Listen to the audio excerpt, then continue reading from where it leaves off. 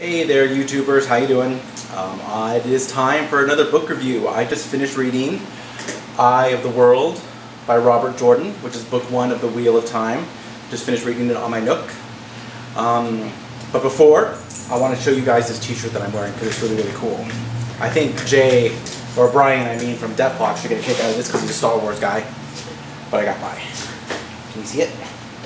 And it's got some writing on it. I don't know if it's like Japanese or something. But anyway, it's one of my favorite shirts and I like it.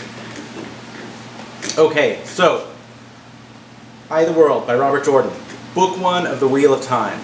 Before I start talking about this, I just want to preface this by saying that I am a complete and utter Robert Jordan groupie.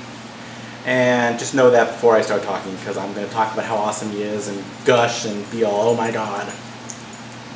That's just the way it is.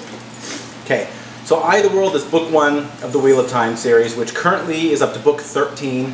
It is a massive, massive, massive series. Each book is 1,000 pages or more. This one is about 760 pages. The second one is about 800 and something. And then the third one, and then after that, they all start going well into the thousands. So there's a lot to read. And I've actually read this before.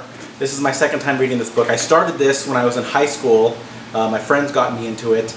And I think I started my sophomore or junior year in high school is when I started reading this series. And I got all the way up to book 6 or 7 in college.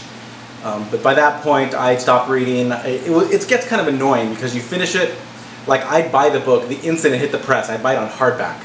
And I'd read it, and then all of a sudden you got like, well, now I got like a year or more to wait for the next one. And it got kind of annoying. And plus in college I was busy studying and watching TV and hanging with my friends. So I kind of stopped reading in general in college. But so I haven't got, I haven't got past that far.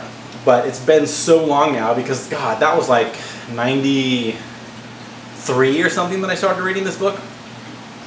So I was amazed at how much I had forgotten. Like, there was so much of this book that I had forgotten. I'm really glad I started over again without just like starting up where I left off because I wouldn't have remembered anything.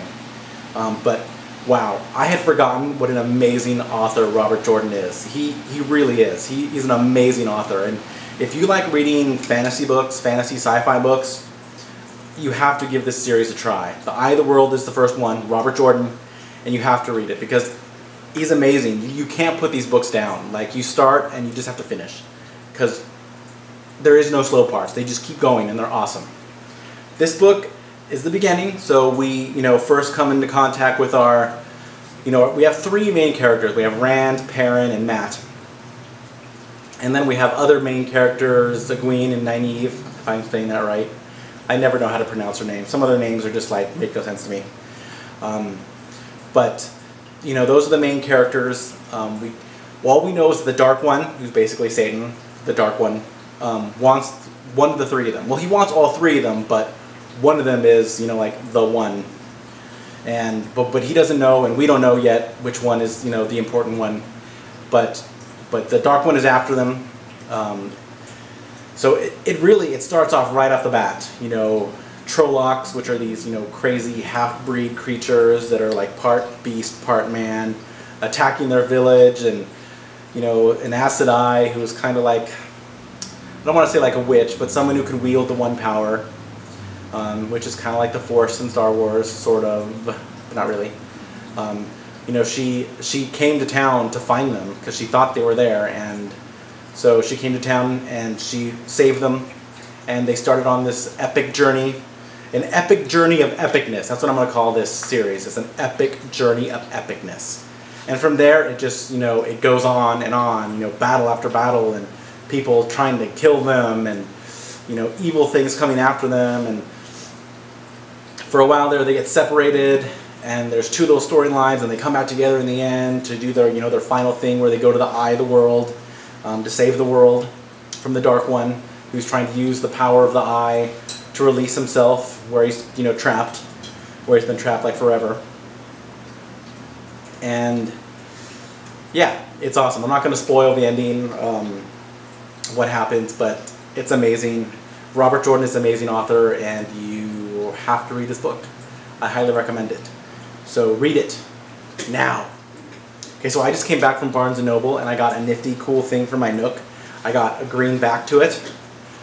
See, normally the Nooks come with a gray back, but you can get different colors because they can pop off.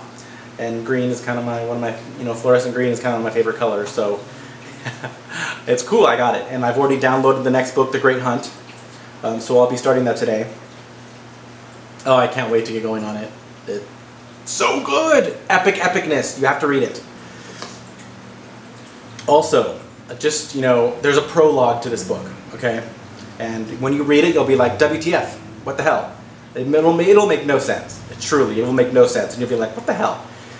Even at the end of the book, if you still remember it, it won't make any sense. But once you get past, like, say, book 5, 6, or 7, way later on in the series, go back and reread the prologue, and you will be like, oh my God. Seriously. If you're not oh my God, then you're not paying attention. Wheel of Time, Robert Jordan, Eye of the World. Read it, learn it, live it, love it. Till next time, you two, love and bubbles.